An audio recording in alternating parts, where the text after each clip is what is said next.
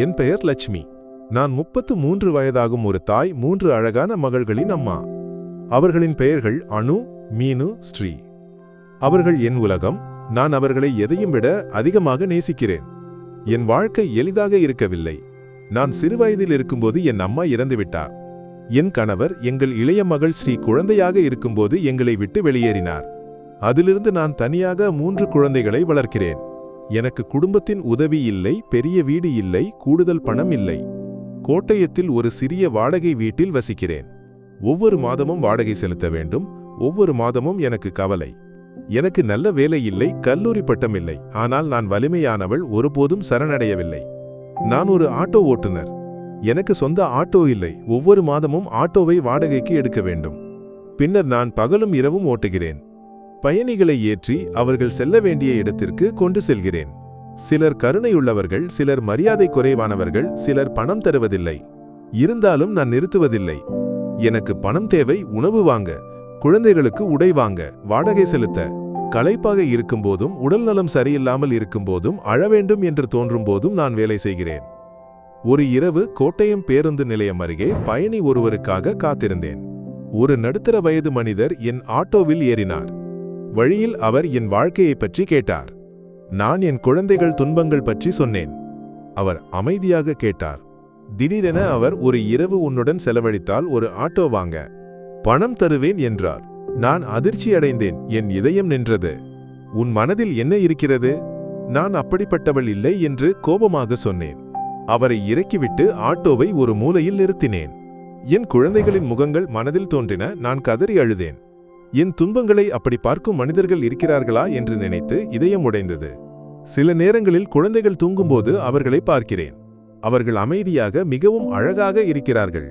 அவர்களின் சிறிய கைகளை தொடுகிறேன், நெற்றியில் முத்தமிடுகிறேன், உங்களை நேசிக்கிறேன் என்று முணுமுணுக்கிறேன். அவர்களுக்கு நல்ல வாழ்க்கை கொடுக்க வேண்டும், அவர்கள் மகிழ்ச்சியாக இருக்க வேண்டும். எனக்கு ஒருபோதும் கிடைக்காதவையெல்லாம் அவர்களுக்கு கிடைக்க வேண்டும். ஒரு குளிர்ந்த மாலை குழந்தைகளுடன் வீட்டிற்கு ஓட்டிச் சென்று கொண்டிருந்தேன். வானிலை மோசமாக இருந்தது.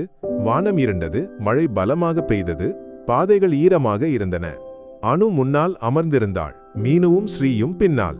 அம்மா, குளிருது என்று 5 வயது ஸ்ரீ சொன்னாள். குழந்தை, வீட்டுக்கு விரைவில் வந்துடுவோம் என்றேன். ஆட்டோவில் ஹீட்டர் இல்லை. குளிர் அப்படியே இருந்தது. பாதை வெறிச்சோடி இருந்தது. வெளிச்சம் மங்கலாக இருந்தது. நான் ஸ்டியரிங்கை இறுக்கமாக பிடித்தேன். கைகள் நடுங்கின, பயந்தேன். திடீரென ஒரு பிரகாசமான வெளிச்சம், உரத்த சத்தம், பயங்கரமான வலி, எல்லாம் இருண்டது. கண்களை திறந்தபோது வெள்ளை கூரை, பீப் ஒலிகள், மருந்தின் வாசனை. கோட்டயம் மருத்துவக் கல்லூரி மருத்துவமனையில் இருந்தேன். எழுந்திருக்க முயன்றேன். ஆனால் உடல் வலித்தது. தலை கனமாக இருந்தது. கைகள் பலவீனமாக இருந்தன. பின்னர் விபத்து நினைவுக்கு வந்தது. என் குழந்தைகள் எங்கே? அனு, மீனு, ஸ்ரீ என்று முணுமுணுத்தேன். குரல் வறண்டு, தொண்டை வலித்தது. ஒரு செவிலி வந்தார். கருணையுடன் மென்மையாக புன்னகைத்தார். அதிகம் அசையாதீர்கள், நீங்கள் பெரிய விபத்தில் இருந்தீர்கள் என்றார். என் குழந்தைகள் எங்கே என்று முணுமுணுத்தேன். அவர் என் கையை மென்மையாக தொட்டார். அவர்கள் இங்கே இருக்கிறார்கள், பாதுகாப்பாக இருக்கிறார்கள். கண்கள் கலங்கின. நான் அவர்களை பார்க்க வேண்டும். சில நிமிடங்களுக்கு பிறகு 3 சிறிய உருவங்கள் அறைக்குள் ஓடி வந்தன. அம்மா என்று அவர்கள் அழுதார்கள். அவர்கள் என்னை கட்டிப்பிடித்தார்கள். கைகளை பிடித்தார்கள். முகத்தில் முத்தமிட்டார்கள். நான் அழுதேன். அவர்களை இறுக்கமாக பிடித்தேன். மருத்துவர் வந்தார். கவலையான முகம். உன் கால் உடைந்துவிட்டது, அறுவை சிகிச்சை தேவை, ஓய்வு தேவை என்றார். நான் பதறினேன். ஆனால் எனக்கு வேலை செய்ய வேண்டும், வாடகை செலுத்த வேண்டும், குழந்தைகளுக்கு உணவு தேவை. மருத்துவர் வருத்தப்பட்டார். உனக்கு ஓய்வு தேவை என்றார். பின்னர் நினைவுக்கு வந்தது, வாடகைக்கு எடுத்த ஆட்டோ நாசமாகிவிட்டது. மோசமானது, நான் ஒரு விலையுயர்ந்த காரில் மோதிவிட்டேன். அதன் உரிமையாளர் 15 லட்சம் ரூபாய் கேட்டார். என்னிடம் எதுவும் இல்லை. முகத்தை கைகளால் மூடி அழுதேன். குழந்தைகளும் என்னை கட்டிப்பிடித்து அழுதார்கள். நான் நம்பிக்கை இழந்தேன். அடுத்த நாள் என் கதை சமூக ஊடகங்களில் பரவியது. மக்கள் குழந்தைகளின் புகைப்படங்களை பார்த்தார்கள். என் துன்பங்களை புரிந்து கொண்டார்கள். பல கருணையுள்ளவர்கள் பணம் அனுப்பினார்கள். ஒரு நாள் ஒரு ஆழமான குரல் தொலைபேசியில் பேசியது. உன் கதையை கேள்விப்பட்டேன், நான் உதவ விரும்புகிறேன். நான் பயந்தேன். நீங்கள் யார்? விரைவில் தெரிந்து கொள்வாய் என்றார். 2 நாட்களுக்கு பிறகு ஒரு கூட்டம் மருத்துவமனைக்கு வந்தது. பூக்கள், குழந்தைகளுக்கு சூடான உடைகள் கொண்டு வந்தார்கள். ஒரு இளைஞர் உள்ளே நுழைந்தார். கருணையான கண்களுடன் புன்னகைத்தார். என்னை உனக்கு தெரியாது, ஆனால் உன்னை எனக்கு தெரியும் என்றார். ஏன் என்னை உதவ வேண்டும் என்று கேட்டேன். ஏனென்றால் என்னால் முடியும் என்றார். நான் அழுதேன். என்ன சொல்வது என்று தெரியவில்லை. எதுவும் சொல்ல வேண்டாம் என்று என் கையை தொட்டார். சில நாட்களுக்குப் பிறகு அவர் மருத்துவமனை கட்டணங்களை செலுத்தினார். பின்னர் அவர்கள் என்னையும் குழந்தைகளையும் ஒரு புதிய இடத்திற்கு அழைத்துச் சென்றார்கள். கோட்டயத்தில் ஒரு அழகான வீடு. இது உனக்கு இனி வாடகை செலுத்த வேண்டாம் என்றார்கள். நான் மண்டியிட்டு அழுதேன். குழந்தைகளும் அழுதார்கள். இது உண்மையில் எங்களுக்கு உரியதா என்று கேட்டேன். ஆமாம், இது உண்மை என்றார்கள். ஒரு நாள் அந்த இளைஞர் கேட்டார், உன் மிகப்பெரிய கனவு என்ன? கண்ணீரை துடைத்து, ஒரு சிறிய மினி சூப்பர் மார்க்கெட் தொடங்க வேண்டும் என்றேன்.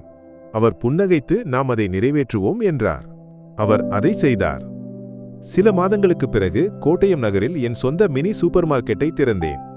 புதிய பழங்கள், காய்கறிகள், சூடான பேக்கரி பொருட்கள், மகிழ்ச்சியான வாடிக்கையாளர்கள். நான் இனி ஆட்டோ ஓட்டுநர் இல்லை, ஏழை தாய் இல்லை. நான் ஒரு தொழிலதிபர், வலிமையானவள், மகிழ்ச்சியானவள். அந்த இளைஞரை நான் ஒருபோதும் மறக்க மாட்டேன். அவர் என் வாழ்க்கையை மாற்றினார். நான் ஒன்றுமில்லாமல் தொடங்கினேன். இப்போது எனக்கு எல்லாம் இருக்கிறது. ஒரு வீடு, வேலை, மிக முக்கியமாக ஒரு மகிழ்ச்சியான குடும்பம். உங்கள் ஆதரவு எனக்கு மிகவும் முக்கியம். இந்த கதை உங்கள் இதயத்தை தொட்டிருக்கும் என்று நம்புகிறேன். வாழ்க்கை எவ்வளவு கடினமாக இருந்தாலும் கருணையும் நம்பிக்கையும் எல்லாவற்றையும் மாற்றும் என்பதை நினைவில் கொள்ளுங்கள். வலிமையாக இருங்கள். நல்ல மனிதர்களை நம்புங்கள். சிறந்த நாளையில் நம்பிக்கையை இழக்காதீர்கள்.